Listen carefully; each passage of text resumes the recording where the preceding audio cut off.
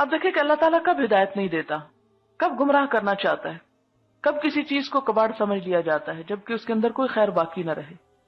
جب تک کسی کے اندر تھوڑی سی بھی خیر ہے اور وہ اسے استعمال کرنا چاہتا ہے، اللہ تعالیٰ اس کے لیے اور خیر کے دروازے کھول دیتا ہے۔ فرمایا تم ایک قدم چلو میں 10 قدم تمہاری طرف آؤں گا۔ لیکن جب کسی انسان کے اندر وہ ذرہ خیر کا باقی نہیں رہتا تو پھر اس کے لیے تباہی کے سوا کوئی انجام نہیں۔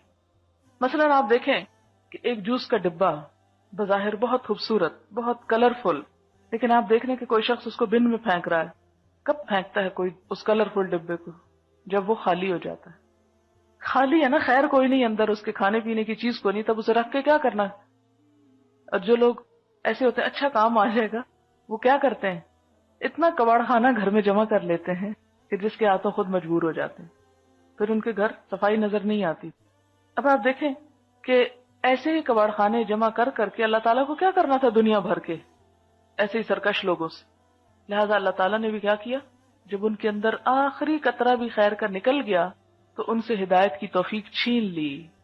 یہ شروع میں نہیں ہوا، یہ آخری موڑ پہ آ کے ہوا، اور پھر انہیں اس خالی ڈبے کی طرح بن میں ہی پھینکا جانا تھا۔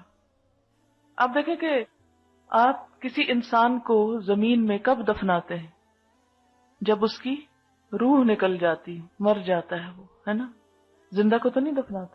روح ایک قیمتی چیز ہے نا، روح ہے تو اس وقت ہم بول رہے ہیں، سن رہے ہیں، سمجھ رہے ہیں، کام کر رہے ہیں۔ تو جب یہ قیمتی ترین جوہر نکل جاتا ہے تو انسان مٹی کا ڈھیر بن جاتا ہے، پھر اس کو قبر میں دفن کر دیا جاتا ہے۔ کیوں نہیں رکھتے اس کو سجا کے باہر؟